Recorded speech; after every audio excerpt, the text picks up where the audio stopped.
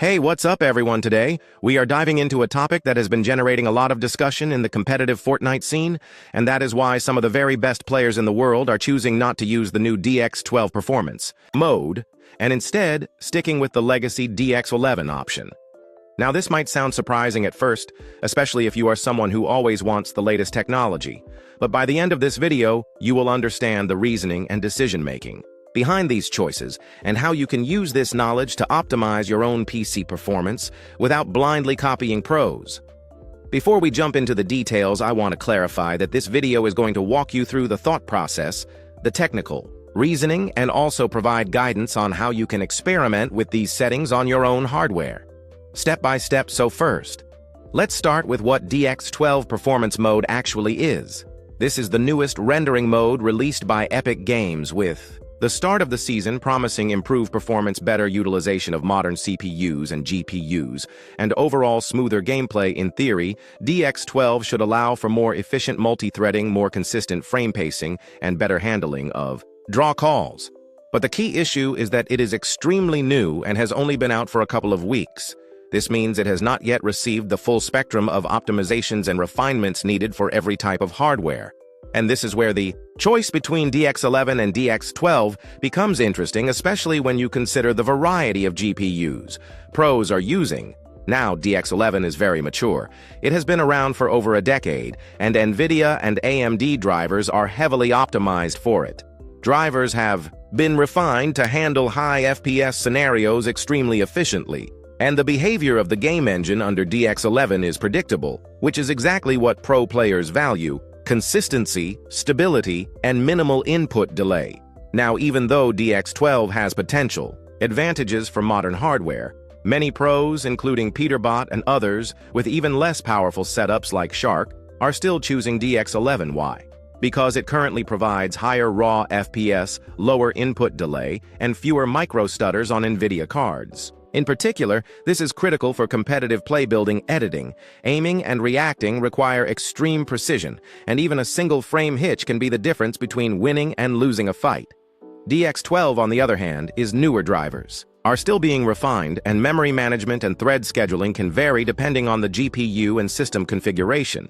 This can result in uneven frame pacing or small input latency spikes, which, while minor, can disrupt high-level play. Now, this does not mean DX12 is bad. It just means it is not yet fully refined, and pros do not want to risk inconsistency in competitive matches, where every millisecond counts. The approach that most pros are taking is simple: stick with DX11. If you are looking for maximum FPS and minimal input delay, test DX12. If you are on AMD hardware, or if you want to experiment with smoother frame pacing. But always gather your own data, make informed choices, and understand that this is an ongoing process, because driver updates and game patches can change performance dynamics at any given moment. Now let's talk about how you can implement this for yourself. First, open Fortnite and navigate to your video settings. Next, locate the rendering mode. Drop-down menu, then test DX11 Performance Mode. Play several matches, observe input responsiveness, FPS, and 1% lows. After that, switch to DX12 Performance Mode. Play an equal number of matches under similar conditions and make the same observations. Compare your results, and then make a decision on which mode provides the most stable and responsive gameplay for your specific PC configuration. Continue to monitor these settings over time as Epic releases updates and optimizations to DX12 Performance Mode. This is a dynamic environment, and understanding how your hardware interacts with each rendering mode is critical for competitive optimization. Now let's examine why pros are so focused on these micro decisions. It all comes down to millisecond level precision. Building, editing, aiming, and reacting require the lowest possible input latency, consistent frame delivery, and predictable performance. DX11 has been extensively optimized by NVIDIA and AMD over the years, which means performance under extreme load is extremely reliable.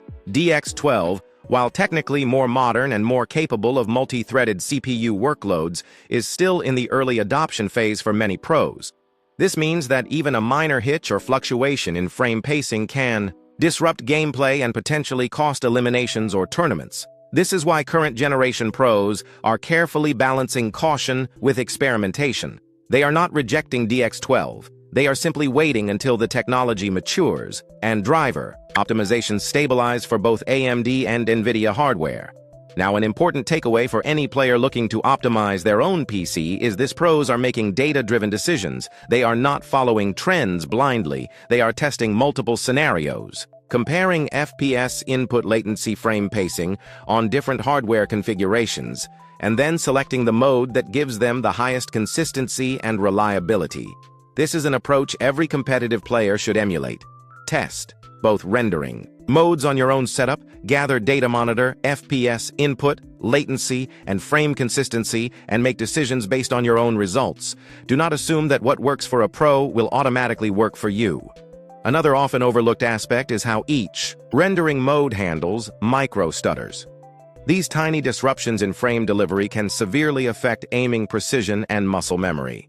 DX11 often distributes workload more predictably for NVIDIA cards, providing smoother input responsiveness, whereas DX12 can sometimes introduce uneven frame pacing until drivers are fully refined, even if the FPS numbers appear similar. This is exactly why pros stick with what they know works, especially in high-stakes competitive scenarios. DX12 is undoubtedly the future. It can take better advantage of modern CPUs, multiple cores, better draw call management, and can offer more consistent performance in theory. But right now, early adoption carries risk. The current generation of pros is focused on extracting every millisecond of advantage by using a rendering mode that has been tested and optimized extensively. This gives them a reliable baseline, while also allowing experimentation with new technology without compromising tournament-level performance. In conclusion, DX12 Performance Mode is exciting. It is the future. It will eventually become standard and fully leverage modern hardware. But right now, it is brand new, untested in the competitive space, and many pros have wisely stuck with DX11 for the highest FPS and lowest input delay, which are the most critical metrics for competitive play. If you are a player looking to optimize your own PC for competitive Fortnite, the most important takeaways are: test both rendering modes on your own, system play, multiple matches, gather performance, data, monitor FPS input latency, and 1% lows, and make a decision based on the results. And remember, this is not a permanent choice. Epic will continue updating and improving DX12 Performance Mode over time. So reevaluate your settings periodically to stay ahead of the competition, ensure the most consistent gameplay, and maximize your performance. Thank you for watching. If you learned something new today, drop a like, subscribe, and check out my other videos on the channel for more in-depth analysis and guides on competitive gaming. Keep testing, keep optimizing, and keep playing at your best. Remember, technology evolves, and the players who understand these subtle technical details gain an edge that lasts across patches, seasons, and tournaments. It's all about consistency, informed choices, and understanding how your hardware interacts with the game engine. Every frame, every millisecond, every decision counts.